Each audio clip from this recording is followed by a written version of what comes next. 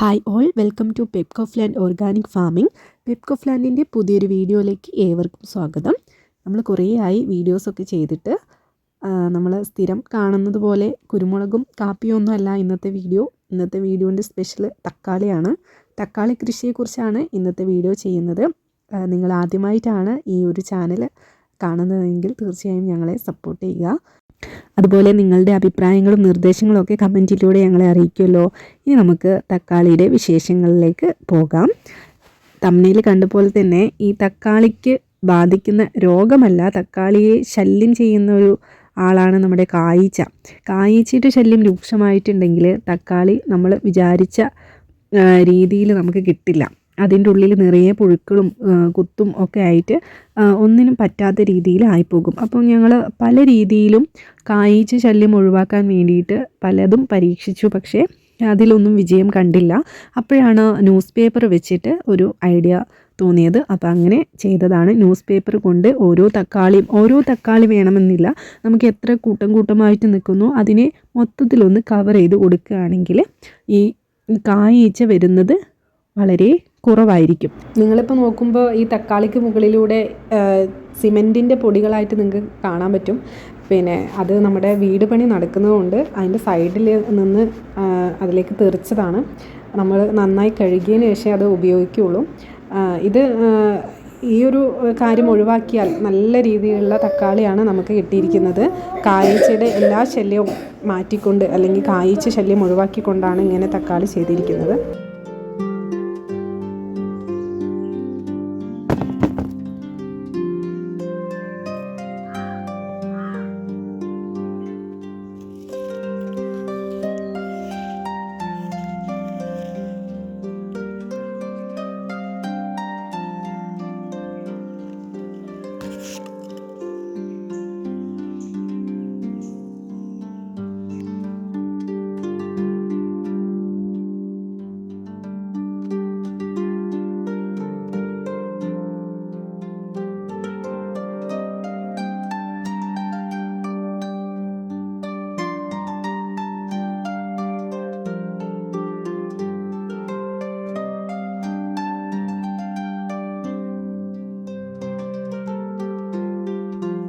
കായീച്ചയുടെ ശല്യം രൂക്ഷമായപ്പോൾ ഇതുപോലെ നമ്മുടെ തക്കാളിക്ക് ഇങ്ങനെ കുത്തുകൾ വരാൻ തുടങ്ങി. അത് ചീഞ്ഞു പോകാനും തുടങ്ങിയപ്പോൾ വളരെയധികം സങ്കടമായി. കാരണം നമ്മൾ അത്രയും നല്ല രീതിയിൽ പരിപാലിച്ചു കൊണ്ടിരുന്ന തക്കാളിയാണ് പെട്ടെന്ന് കായീച്ച കുത്തേറ്റ് ഫുള്ളും നാശാവുന്ന രീതിയിലായി പോകുന്നത്.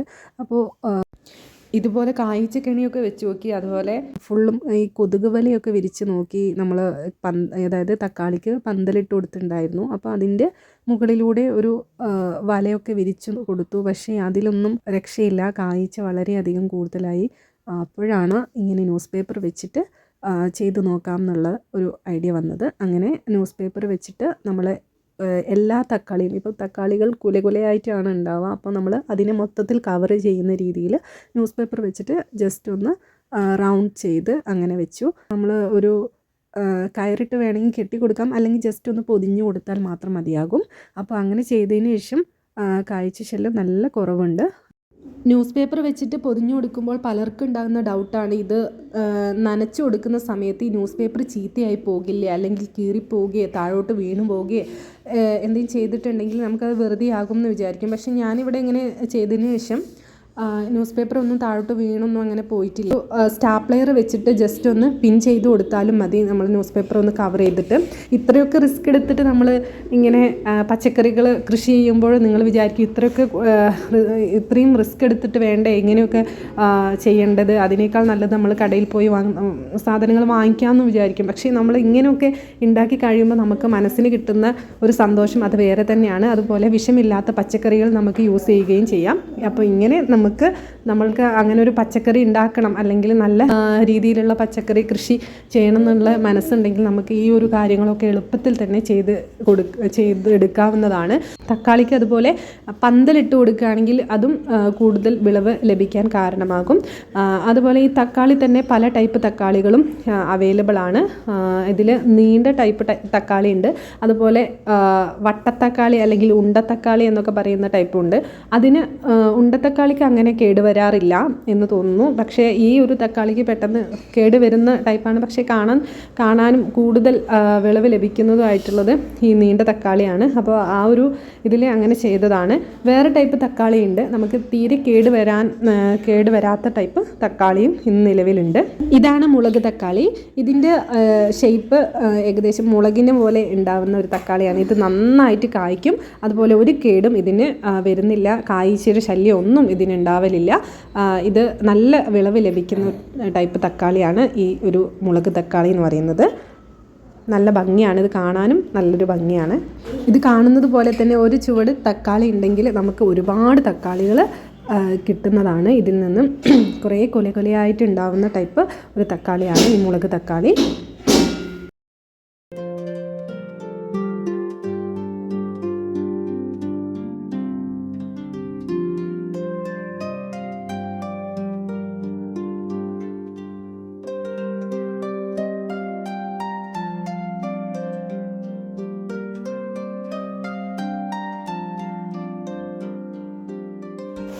ഇനി ഇതുപോലെ നമ്മൾ തക്കാളികൾ നല്ല വലിപ്പത്തിലും നല്ല കൂടുതൽ വിളവും ലഭിക്കാൻ വേണ്ടി നമ്മൾ ചെയ്തു കൊടുക്കുന്ന വളപ്രയോഗ രീതിയാണ് ഇനി കാണിക്കുന്നത്.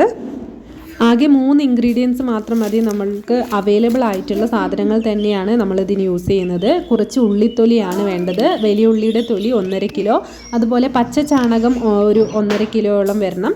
അതുപോലെ നമ്മളെ വീട്ടിലൊക്കെ ചിലപ്പോൾ അവൈലബിൾ ആയിരിക്കും റാഗിപ്പൊടി, അതല്ലെങ്കിൽ മുത്താറിപ്പൊടി എന്ന് പറയും. അതും ഏകദേശം ഒരു 1/2 കപ്പോളം മുത്താറിപ്പൊടിയും എടുക്കുക. എന്നിട്ട് ഈ ഒരു പച്ച ചാണകത്തിലേക്ക് ഈ മുത്താറിപ്പൊടി 1/2 കപ്പോളം വരുന്ന മുത്താറിപ്പൊടി മിക്സ് ചെയ്ത് കൊടുക്കുക. അതിലേക്ക് ഈ ഉള്ളിത്തൊലിയും ഇട്ട് കൊടുത്തതിന് ശേഷം നമ്മൾ 5 ലിറ്റർ വെള്ളം ഇതിലേക്ക് ഒഴിച്ചു കൊടുക്കണം.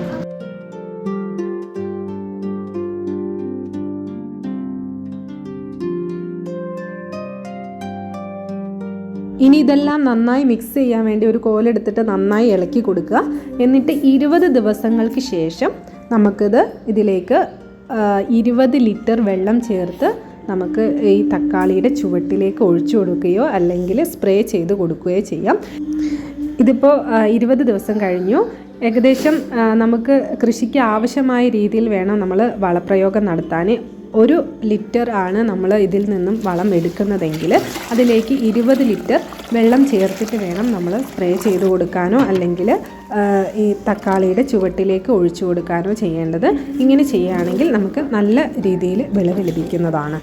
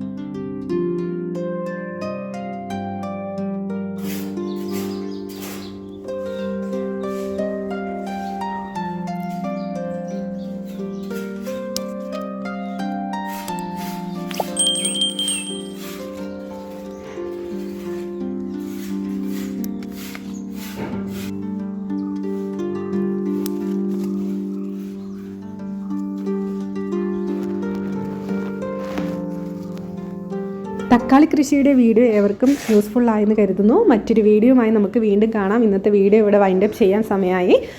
അതുപോലെ നിങ്ങളുടെ അഭിപ്രായങ്ങളൊക്കെ കമൻറ്റിലൂടെ ഞങ്ങളെ അറിയിക്കുക. മറ്റൊരു വീഡിയോയുമായി നമുക്ക് വീണ്ടും കാണാം. Okay, thank you for watching.